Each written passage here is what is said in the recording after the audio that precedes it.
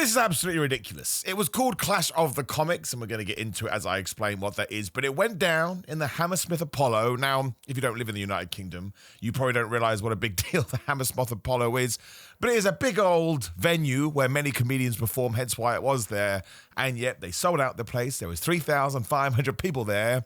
And this sport idiot that you're looking at right now got to perform. That's why I wanted to talk about it. Mostly to say thank you, because none of this happens without your guys' support, and I really appreciate it. Sounded sarcastic, I meant it.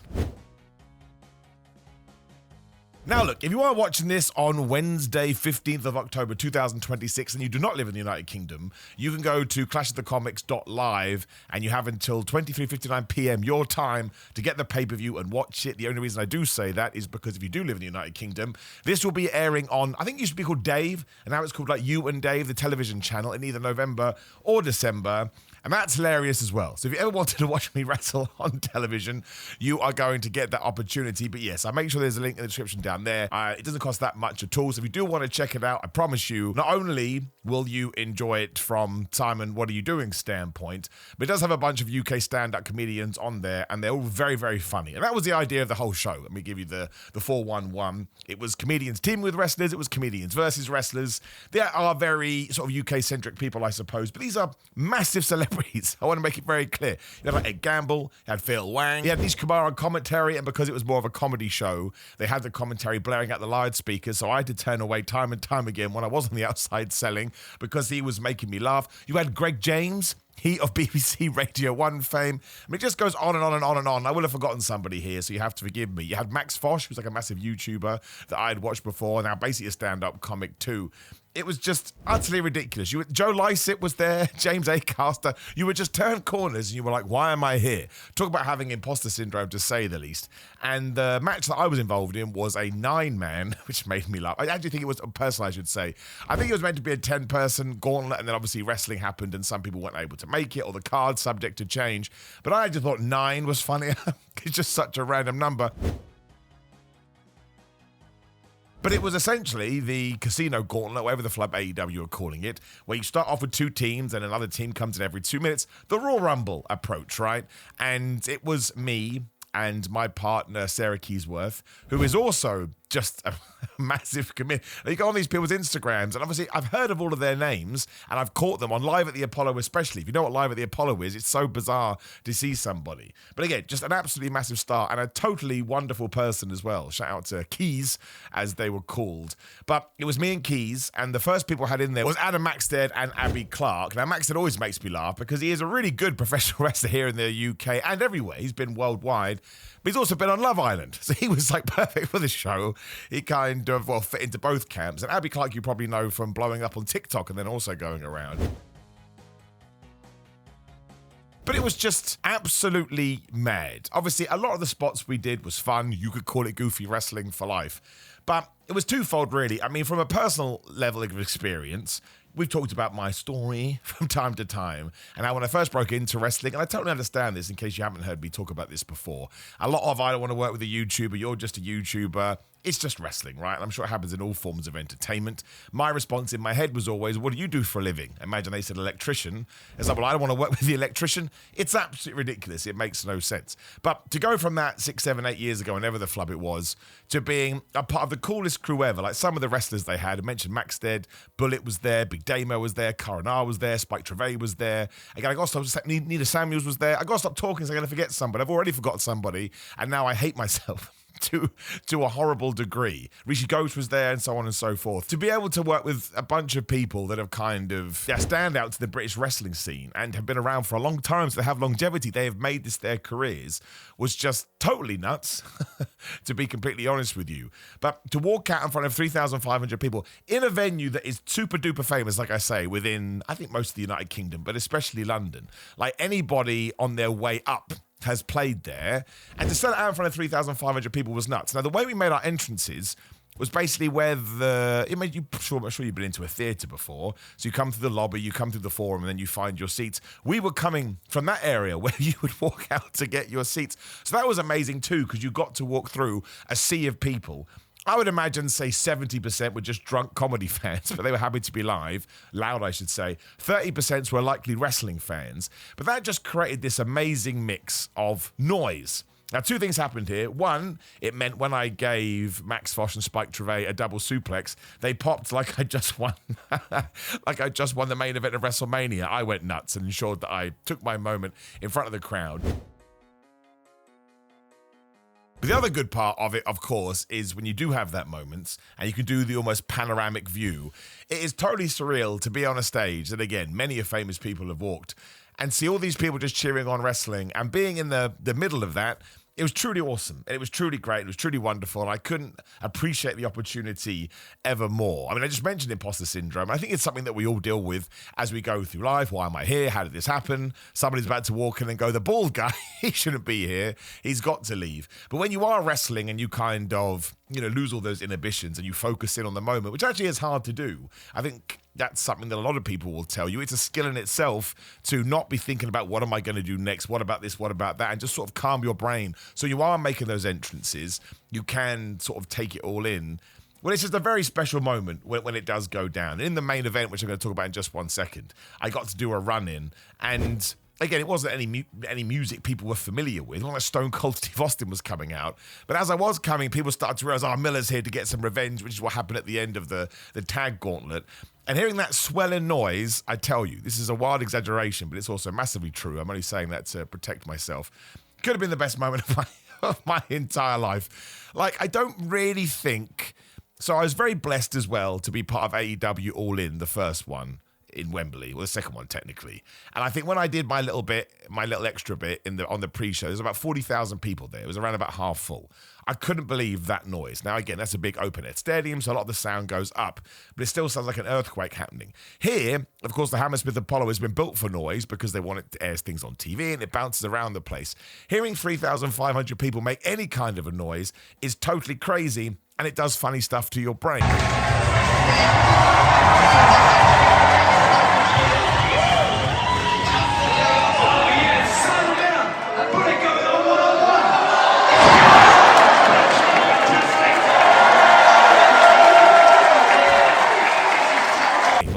You totally sort of just go numb for some reason. But at the same time, you can tell your adrenaline is up because you can feel your heart going ba-dum, ba-dum, ba-dum, and you just feel awesome. It's like you can injure yourself. I actually dislocated my thumb. Not dislocated, but I screwed up my thumb on that show. I even jarred it or something like that. And the pain didn't set in until the next day, even though I could tell something was wrong because my hand was all squiggly wiggly. But that kind of sums it up, that you do go to this Phantom Zone-like place.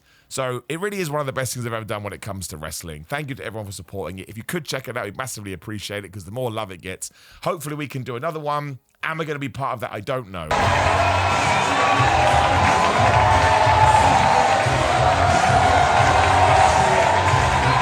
And I should also, at this juncture, we left it way too long. Shout out to Max and Ivan, who put this together. Max used to be a professional wrestler. I don't want to date him the wrong way, but I think around about 5 to 10 years ago. And he went on to have this amazing comedy career with Ivan, who's his comedy tag team partner, we'll go with.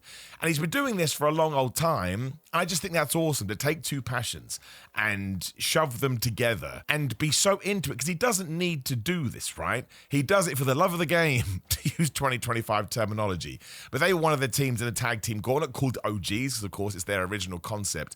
But to see, just that how much they were enjoying it and the sort of comedy spots they put in there too, but also some very athletic stuff as well. I was super impressed. Just a massive thank you to both those guys for not only having me on, but to coming up with this ridiculous idea anyway and executing it in a way where you're like, man, well, this is something. Surely you can turn this into something that's even bigger than it already is, which they have been doing year to year. Again, it's been going on for ages, but last year it was in the Indigo, which is in the O2, which is a smaller arena. This year, the Hammersmith Apollo. That means the graph is going in the right direction, which is what you want. But yes, the main event was Ed Gamble versus Phil Wang. And I could be wrong here, so once again, forgive me. I think it's the first time it's just been two comedians having a wrestling match. It is usually a wrestler teaming with a comedian, or you have a wrestler taking on a comedian, but obviously it's the wrestler being the ring general, once again, to use the ridiculous terms. And to watch them do this, once again, in front of a packed house, Absolutely incredible. I'm sure you've seen my freelance work on What Culture Ups and Downs. Phil Wang and Ed Gamble are massively getting a golden up. I mean, no question at all. I'm going to tell that to Ed Gamble because I promised him I would give him a golden up. But genuinely, to do that and to do some of the spots they did do, they did this top rope superplex, which understandably there was some nerves about beforehand. I need to point out as well, everybody had trained their asses off for this. It was like, what, 6 months worth of training? Is that right? November, December? I can't remember when that happened. But it was a good at least 3, 4, 5 months of sort of intense training to make sure that you don't get hurt. You are prepared, that you can do the moves. They don't just turn up and go, oh, I'm going to be a professional wrestler. They're genuinely dedicated. And to see them then pull all of that off, the top rope suplex, they went so damn high. I was watching it from the wings, of course I was about to do my run-in, and I even turned to everybody else and I was like, oh my, I wouldn't take that. Obviously. Was being facetious, but genuinely that's how crazy it was. They did a spine buster, Arn Anderson style, and there was something else I can't remember now that was just so damn awesome and so well executed. And the most important part is the fans were into it the entire way. And the reason I think it's important to bring that in is because even if you don't know professional wrestling, when you see two people in a wrestling ring, I'm sure you have some idea of what you're going to expect. And you need to make sure that that fan base remains connected. I think they went about 20 minutes, to be completely honest. Nobody ever went quiet. Everybody made a noise. Of course, the ending turned into WrestleMania 40 with me running out and Max Devan ran out and somebody else ran out. Rishi Ghosh hit me in the back with a damn cane. Got to get my revenge on that guy. Even before then, when they were just doing the wrestling work, it was so damn good. And there's a twist at the end, which I'm not even going to name. I haven't named that comedian, who's also massive, but I'm going to leave it completely whispered because I think if you're into it, you'll be like, I cannot believe they did that.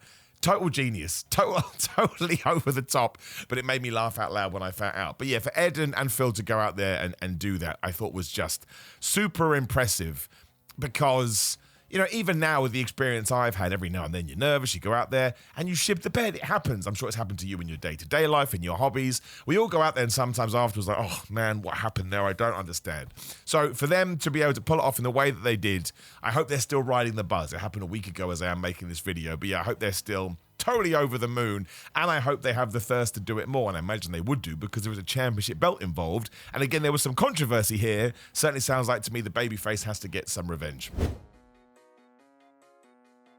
But even being backstage at the Hammersmith Apollo, like, I'm going to sound so corny here, so you have to forgive me. I drive past that building all of the time. Anytime I go into London, I pass it. And in my more whimsical moments, I look at it and go, one day, Simon, we're going to sneak in there. And even though I absolutely did sneak in on the back of other people's hard work, even sort of going round the side of the building where the artists and the talent get to go, like the backstage area, was so damn cool. You get put in a dressing room. I was in a dressing room with the coolest people ever, sort of people that I've worked with in wrestling for many, many years. A lot of them too that have given me advice and steered me down the right path and said, Millie, you should do this, but don't do that. All from a positive point of view. And then, yeah, just to get to roam around because we were there from about 2 o'clock and the show started about 7 p.m. And to bump into all these people that you do recognize, it's just cool. And of course, it makes you sound like a nerd. And of course, it makes you sound like a geek. But being a nerd and a geek is a good thing. Now, you have to be respectful with this. And I actually didn't take any pictures because I'm not a picture kind of a guy. But even getting to shake these people's hands and say to them, man, I'm a big fan of you. I enjoyed you here. I enjoyed you there. And see their genuine appreciation for that. And then watch them go out, be it on commentary or doing the ring announcing or doing the surprise or doing the wrestling, and just come together for it to be what I deem to be an awesome show. And of course, my taste in wrestling do lean towards the goofy side. Well, I couldn't recommend it enough. And another reason I wanted to make this video, and I'm kind of repeating myself now, so forgive me, is that I was genuinely flattered to be asked and genuinely super happy and super humbled to even be a small part in that entire show. And of course, I got to have my own moment as well, just walking out there. So do check it out. You can give me any feedback. If you don't like it, that's totally fine. You know, it's going to be horses for courses. But I really hope that Max and Ivan are able to continue this on. And yeah, when I have an official date for the UK showing, of course I'll throw it out there. I'll put it in the community feed and I'll whack it all over my social medias at simonmiller316. But it is, in terms of my wrestling life, one of the best things I've ever done. And can I tell this? I can tell this now. We're late in the video, so I won't say who because that's not fair. Somebody actually got injured during the match, one of the comedians, and bless them, they tried so damn hard. It was so unfortunate. As a real, talk about getting the proper wrestling experience, because I've been there too. You're on the cusp of doing something awesome, then it gets stolen away from you. But it did mean me, and I'll leave...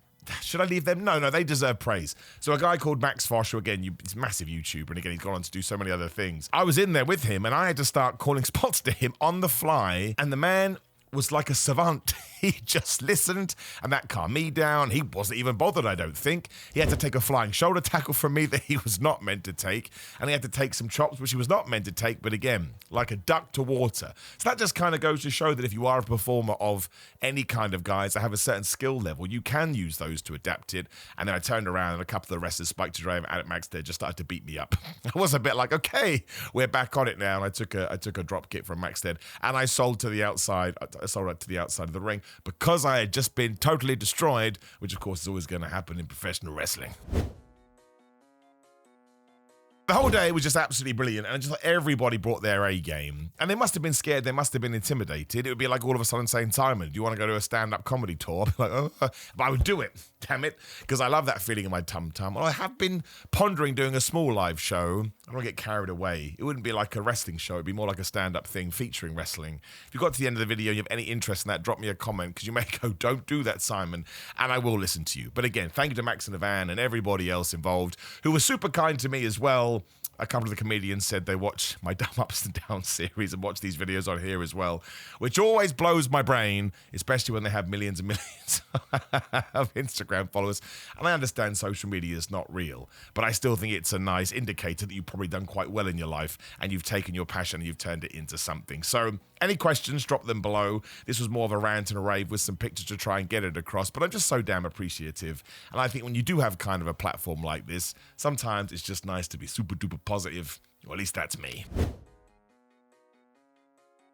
Now, yes, drop me a comment below if you'd like to know anything more, and I'll try and get you some information out there too. Like the video, share the video, and subscribe. Click the video on the screen, which is me talking about Raw and what happened to Seth Rollins and the betrayal.